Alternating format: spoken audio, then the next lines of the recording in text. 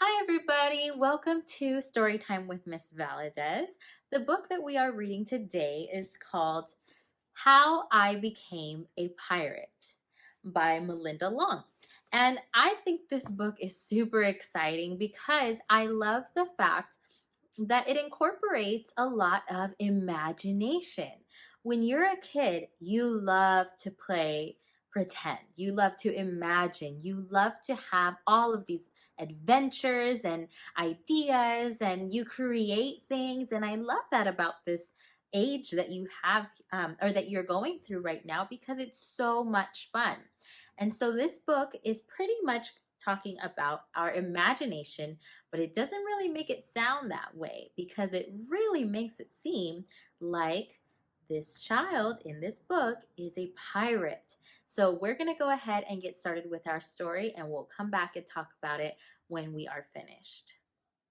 How I Became a Pirate by Melinda Long and David Shannon.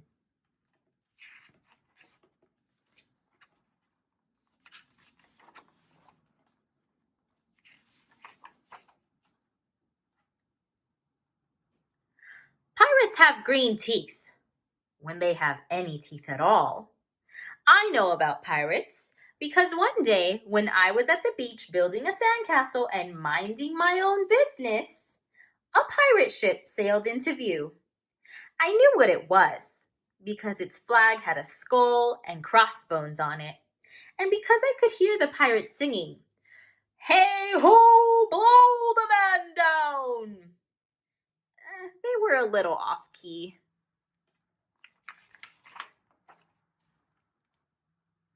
I tried to tell Dad, but he was busy setting up the beach umbrella.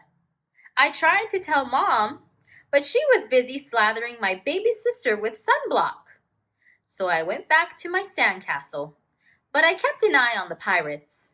By then, they were rowing to shore. When they landed, the head pirate climbed out of the boat and yelled, "Ahoy there, matey! Be this the Spanish Main?" "No," I said. "This is North Beach." "Shiver me timbers," the pirate said. "We must have taken a wrong turn at Bora Bora."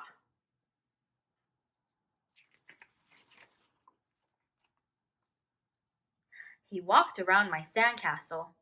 He looked at the moat, then yelled back to his crew, "He's a digger, he is, and a good one to boot." "A good one to boot," the others agreed. "What be your name, matey?" the head pirate asked. "Jeremy Jacob, sir," I told him.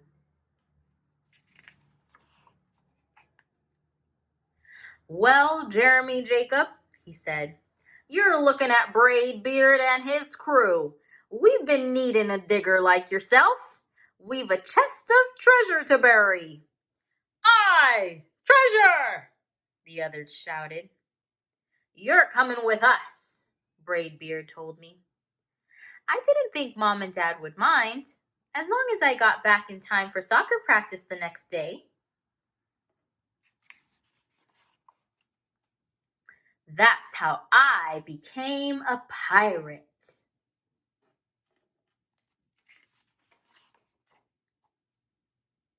As soon as we were on board, Braidbeard showed me the chest of gold and jewels. "Got to find a safe place for this here treasure. It's high time we were off," he announced. "We're off!" we all shouted. And then we set sail.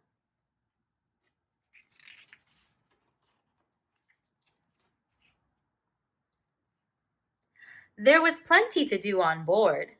The pirates taught me to sing sea chanties, the louder the better, and to say real pirate stuff like landlubber and scurvy dog. By dinner time, I could speak pirate perfectly. I also learned pirate manners. Braidbeard pounded his fist on the table and yelled, "Down the hatch, me laddies! Down the hatch!" we all shouted. Braidbeard gulped his food and said, "Hand over the meat." "The meat!" we all roared. Nobody told us to finish our spinach. There wasn't any.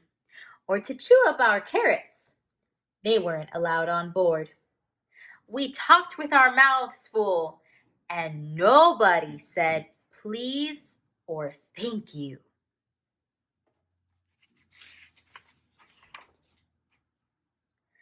After dinner, I tried to teach the pirates to play soccer. Braidbeard kicked the ball and yelled, "Arr, soccer! Arr, soccer!" the crew yelled. Then everybody dove for the ball at once, and it rolled right off the deck. "After it, me hearties!" Braidbeard commanded. "After it?" we all whispered. We fought over who would go get the ball. But it didn't matter anyway, because a shark came along and swallowed it in one gulp. So much for soccer. By now, it was past my bedtime. But nobody tells pirates to go to bed, to take a bath, or to brush their teeth.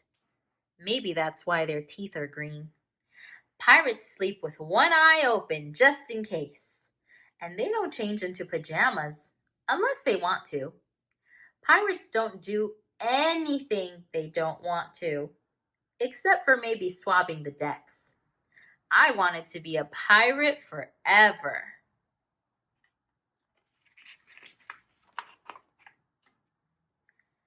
But then I found out what else they don't do. When I couldn't stay awake any longer, I asked Braidbeard to tuck me in and read me a story. "Tuck you in?" he bellowed. "Pirates don't tuck." "No tucking!" the crew cried. And the only thing they had to read was a map. "Don't you have any books?" I asked. Braidbeard looked confused. "Books?" I didn't even bother to ask about a goodnight kiss.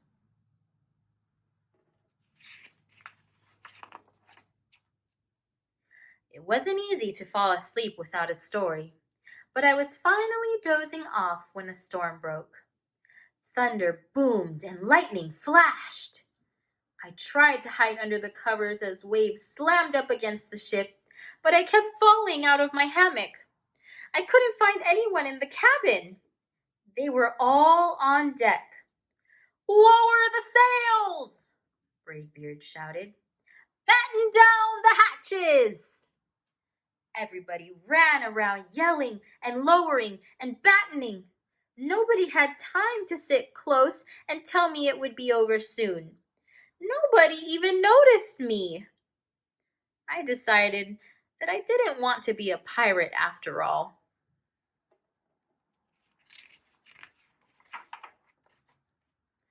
Just then, flash, crash, crack! Lightning hit the mast and split it right down the middle. "What'll we do now?" yelled one of the pirates. "We'll have to turn back," called another.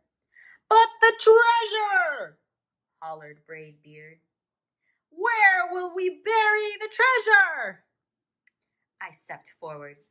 "Maybe I can help," I shouted over the wind.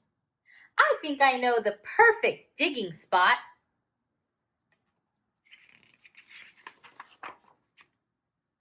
When the storm was over, we rowed back to shore and buried the chest. We drew a map so we could find the treasure again, but I don't think we'll need it.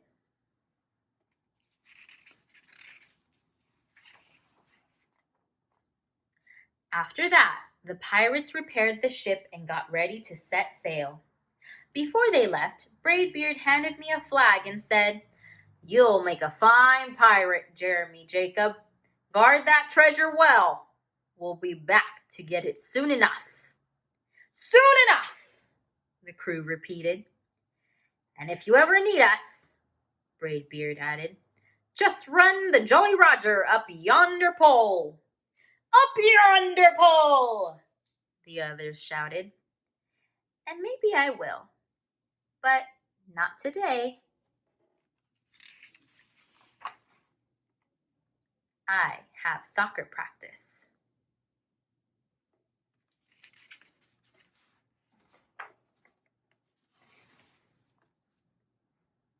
The end.